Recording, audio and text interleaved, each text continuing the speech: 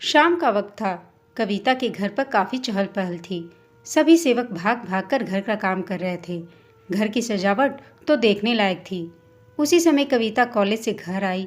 कविता को भीड़ के कारण आज घर आते आते देर हो गई। कविता के पिता एक साधारण व्यापारी थे। वे दहेज के लिए पैसा इकट्ठा करने से ज़्यादा अपनी दोनों बेटियों को शिक्षित करने पर जोर देते थे और इसमें वे कामयाब भी रहे। कविता को अपने घर में किए गए सजावट आदि के बारे में कुछ पता नहीं था, तो उसने कहा, अरे वाह, आज इतनी अच्छी सजावट, कोई खास बात है क्या माँ? चारों तरफ नजर दौड़ाते हुए कविता ने अपनी माँ से पूछा। शायद तेरी शादी का ख्याल दिल में आया है, इसलिए मम्मी ने लड़के वालों को बुलाया है। कविता की छोटी बहन दिव्या फिल्मी अंदाज में बोलती हुई उसे छेड़ने लगी। माँ, इस बार कौन आ रहा है तुम्हारी इस काली कलूटी बेटी को देखने के लिए? कितनी नुमाइश करनी है आपको? क्यों नहीं थक जाती आप? कंधे से बैग उतारकर पैर पटकते हुए कविता ने रोष प्रकट किया। उसकी माँ ने कहा, बेटा, बड़े अच्छे लोग हैं, तुम्हारी मौसी के ससुराल वाले हैं। लड़का मानव यहीं यादवपुर में अपना कारोबार करता है, बहुत पैसे वाले लोग हैं। अच्छी बात क्या है पता है तुम्हें? तुम्हारे रंग से उन्हें कोई ऐतराज़ नहीं है बेटा। माँ ने उसे समझाते हुए लड़के और उसके पूरे खानदान की जानकारी दी, जिसमें कविता की कोई दिलचस्पी नहीं थी। यह क्या बात हुई? मुझसे पूछा भी नहीं और रिश्ता भी तय कर दिया। अभी तो स्नातक का आखिरी साल चल रहा है और उसके बाद मुझे कानून की पढ़ाई भी करनी है, वह बोले जा रही थी। माँ बोली, हाँ हाँ, पढ़ लेना, एक बार रिश्ता हो जाए उसके बाद सब कुछ करना। किसने रोका है तुम्हें?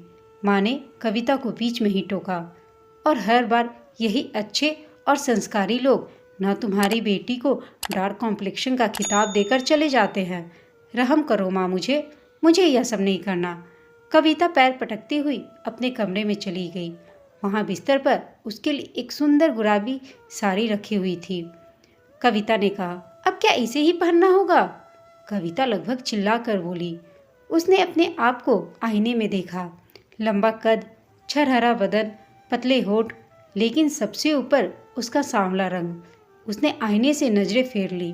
तभी गेस्ट रूम से उसके पापा की आवाज़ आई, मेहमान आ गए हैं। पापा की आवाज़ सुनते ही कविता का मन स्थिर हो गया। फिर वही सब होगा, लड़के वालों को सब कुछ पसंद आएगा, पर सांवली रंगत के आगे सब कुछ फीका पड़ जाएगा। वह अनमने ढंग से तैयार हो गई। उसे बिल्कुल भी बाहर जाने का मन नहीं था।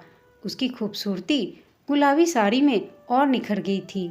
उसके तीखे नैन नक्श किसी का भी दिल चुराने के लिए काफ़ी थे। शरबत का गिलास लिए जैसे ही वह कमरे में आई, मानव की नज़रें कविता पर स्थिर हो गईं। दोनों की आंखें चार हुईं। दिल की धड़कनों ने एक साथ धड़क कर एक दूसरे का अभिनंदन किया। मानव को कविता देखते ही पसंद आ गई थी। दोनों पक्षों में बातचीत का सिलसिला शुरू हुआ था कि कविता ने अपनी बात रख दी। मुझे आप सभी से कुछ कहना है। मैं पहले अपनी पढ़ाई पूरी करूंगी और एक सफल वकील बनने के बाद ही शादी करूंगी। कविता ने तनिक ऊंची आवाज़ में अपनी बात रखी, जिसे सुन वहाँ मौजूद सभी लोग स्तब्ध हो गए।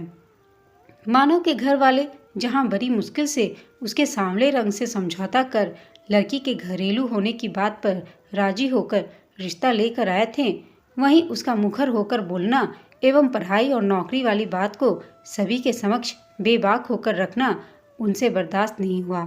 मानव की माँ मालती देवी बोली, लड़कियों को घर के काम ही शोभा देते हैं और हमारा मानव इतना कमा लेता है कि उसकी कमाई से गृहस्थी अच्छे से गुजर बसर हो जाएगी।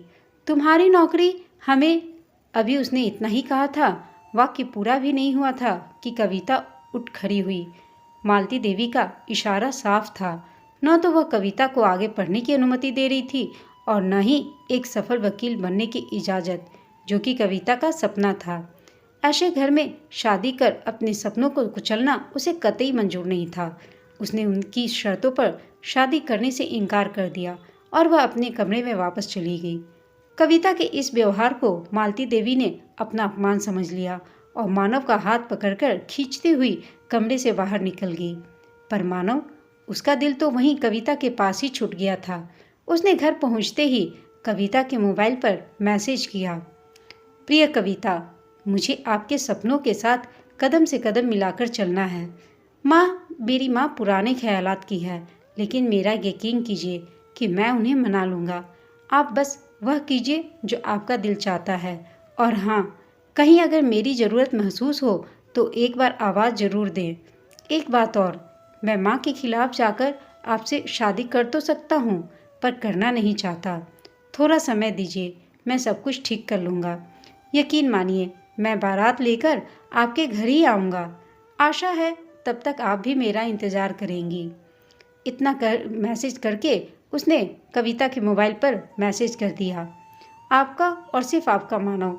सामने तो कुछ बोला न गया, पीठ पीछे हल्ला बोल। बहुत देखे ऐसे आशिक आवारा। कहते हुए कविता संदेश को मिटाने लगी, पर उसका हाथ रुक गया। पहली बार किसी ने इतनी आत्मीयता मिली थी कि कैसे जाने देती भला। इस बात को बीते लगभग 7 साल हो गए थे। कविता ने वह मुकाम भी हासिल कर लिया था जिसके लिए उसने शादी के कई रिश्ते को ठुकराया था। वैसे इन 7 सालों में मानव ने कभी भी उसे अकेलेपन का एहसास नहीं होने दिया था। दोनों औपचारिक रूप से मिलते व एक दूसरे का हालचाल लेते रहते थे। यह बात और थी कि मालती देवी इन सारी बातों से बिल्कुल अनजान थी। कविता अपने सपनों को साकार करती सिविल कोर्ट में प्रैक्टिस करने लगी थी। उसकी छोटी बहन का विवाह अच्छे घराने में हो गया था। उस दिन सुबह के करीब 10 बजे थे। मालती देवी रोजमर्रा के कामों के लिए अपने नौकरों पर हुक्म चला रही थी। तभी उनकी बेटी कामिनी रोते बिलखते मुख्य दरवाजे से अंदर आई और बोली, माँ, अब मैं कभी भी ससुराल वापस नहीं जाऊंगी।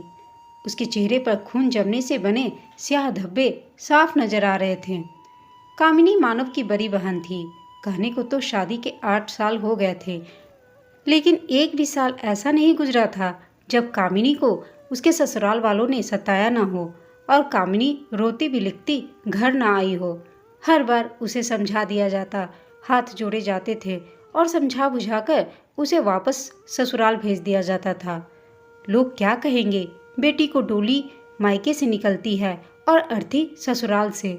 मालती देवी हर बार इन्हीं बातों का वास्ता देकर अपनी बेटी कामनी को ससुराल वापस भेज देती थी और यही वजह थी कि उन्होंने कविता का रिश्ता भी ठुकरा दिया था, क्योंकि वह समाज के नियमों के विरुद्ध जाकर पढ़ना चाहती थी, अपने पैरों पर खड़ा होना चाहती थी, वकील बनना चाहती थी। मगर आज कामिनी की इस दशा ने कोई ठोस कदम लेने पर उन्हें मजबूर कर दिया था। राजू, राजू, मालती देवी ने ड्राइवर को जोर से आवाज़ लगाई। जी मैम साहब। राजू दौड़कर भागता हुआ आया। गाड़ी निकालो, मालती देवी ने उसे आदेश दिया। कामिनी, गाड़ी में बैठो, मालती देवी ने भी अपना पर्स हाथ में लेते हुए कहा और राजू गाड़ी निकालकर खड़ा था। दोनों माँ बेटी गाड़ी में बैठ गए। गाड़ी चलने लगी। तभी उन्हें ड्राइवर ने पूछा, कहाँ जाना है मैम साहब? ड्राइवर ने डरते डरते मालती देवी से पूछा। सिविल कोर्ट चलो, मालती देवी ने आत्मविश्वास के साथ कहा। कामिनी उनके चेहरे को आश्चर्य से देखने लगी, क्योंकि उसे लग रहा था कि इस बार भी माँ उसे ससुराल छोड़ने जा रही है और उसने यह भी सोच लिया था कि इस बार वह चली तो जाएगी, लेकिन अर्थी निकलने वाली बात को वह सच करके दिखाएगी। लेकिन माँ द्वारा सिविल कोर्ट का जिक्र करने से वह अपने अंदर संतोष का अनुभव करने लगी। अब तक वह दूर बैठी थी अपनी माँ से। अपनी माँ के करीब आकर माँ से लिपटकर रोने लगी। सिविल कोर्ट के आगे राजू ने गाड़ी रोक दी। मालती देवी कामिनी का हाथ पकड़े लगभग दौड़ती हुई चल रही थी। मन में केवल यही था कि इस बार अपनी बेटी को इस नकली रिश्ते से आज़ाद करना है। तलाक दिलवाकर ही चैन लेगी।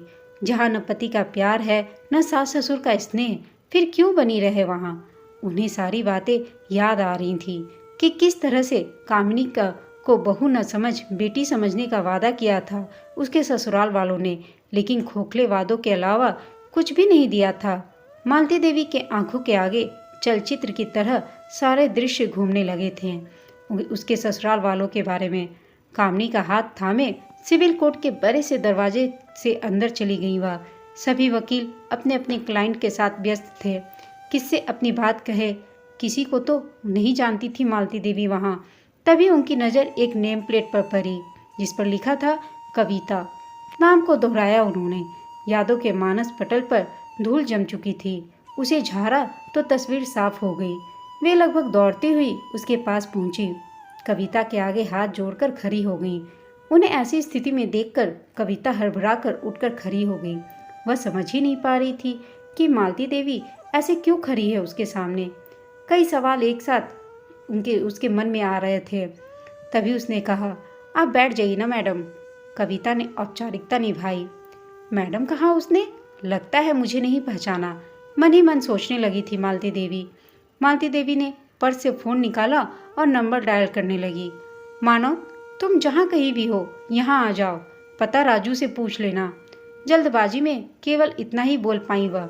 माँ का क्या हुआ? मानव ने कभी माँ को इस तरह से बात करते नहीं सुना था। वह भी घबरा गया। आधे घंटे में मानव उन सबके सामने था। कविता ने मालती देवी को पानी पिलाया, उन्हें शांत किया और फिर एक एक जानकारी उनसे लेने लगी। मामला दहेज उत्पीड़न का था। मैडम देखिए, हमारे पास 2 रास्ते हैं। एक तो आप जाकर पुलिस थाने में शिकायत दर्ज करवाएं और आगे कानूनी कार्रवाई की लंबी प्रक्रिया होगी। फिर जो फैसला होगा वह हमें मानना ही होगा। दूसरा, मैं कामनी जी के ससुराल वालों से मिलकर उन्हें न्यायिक प्रक्रिया के बारे में समझाऊं, क्योंकि किसी का घर टूटे यह कोई नहीं चाहता। मैं तो बिल्कुल भी नहीं। आगे आप जैसा कहें, कविता बोले जा रही थी, जिसे मालती देवी सुनकर निहाल हुए जा रही थी और उन्हें अपने किए पर ग्लानि भी हो रही थी कि कैसे इसी लड़की को मैंने रिजेक्ट कर दिया और आज यही मेरी बेटी के मामले में इतना अच्छी तरह से समझा रही है। उन्होंने कहा, बेटा तुम्हें जो ठीक लगे तुम वही करो। कविता मानव के साथ जाकर कामनी के ससुराल वालों से मिली। काले कोट वाले को देखते ही वे लोग सिहर गए थे। रही सही कसर उसके रौबीले अंदाज ने पूरी कर दी थी। उसने उन्हें दहेज उत्पीड़न पर लगने वाले धाराओं के बारे में बताया, न मानने की स्थिति में होने वाले दुष्परिणामों की भी जानकारी दी। मरता क्या न करता। नतीजा यह हुआ कि कामिनी के ससुराल वाले उनकी हर बात मानने के लिए तैयार हो गए।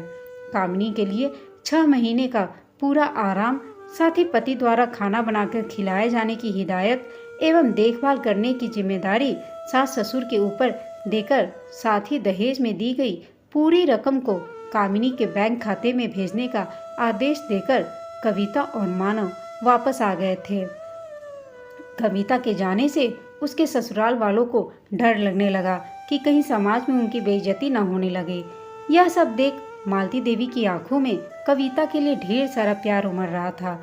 जब उन्हें पश्चाताप करने का कोई और रास्ता नहीं दिखा तो एक दिन अपने बेटे से बोली, मानव मैं कविता को बहू बनाना चाहती हूँ, वह मान तो जाएगी ना? मानव बोला, माँ पिछले 7 सालों से वह भी हमारा इंतजार कर ही रही है। सच मानव? सजल नेत्रों से कहा मालती देवी ने। उत्तर में मानव ने कुछ फोटोज दिखाए जिसमें वे साथ साथ थे। कविता के घर जाकर उसकी माँ से उन्होंने जो कुछ भी कहा वह काबिले तारीफ थी। मुझे अपने बेटे के लिए आपकी होनहार और काबिल बेटी का हाथ चाहिए। आशा है आप मुझे मना नहीं करेंगी। कविता की माँ ने नम आंखों से मालती देवी को गले से लगा लिया था। मालती देवी ने कविता के गले में सोने का हार पहनाया। अब से मैं तुम्हारी माँ हूँ, मुझे मैडम मत कहना प्लीज, मालती देवी ने याचना भरे शब्दों में कहा। मानव वहीं सोफे पर बैठा मुस्कुरा रहा था। जैसे ही एकांत मिला तो बोल पड़ा, कहा था ना मैंने कि बारात लेकर आपके घर ही आऊँगा। कविता क्या कहती भला, शर्मा कर दोनों हाथों से अपने चेहरे को ढक लिया था उसने। फिर थोड़ी देर बाद कविता और मानव ने घर के सभी सदस्यों का आशीर्वाद लिया। माहौल बेहद खुशनुमा लग रहा था। दोस्तों, आपको यह कहानी कैसी लगी हमें कमेंट करके बताइएगा। साथ ही कहानी अच्छी लगी हो तो इसे लाइक और शेयर जरूर कीजिएगा। चैनल पर नए हैं तो प्लीज़ चैनल को सब्सक्राइब करना ना भूलें। कहानी सुनने के लिए आप सबका धन्यवाद।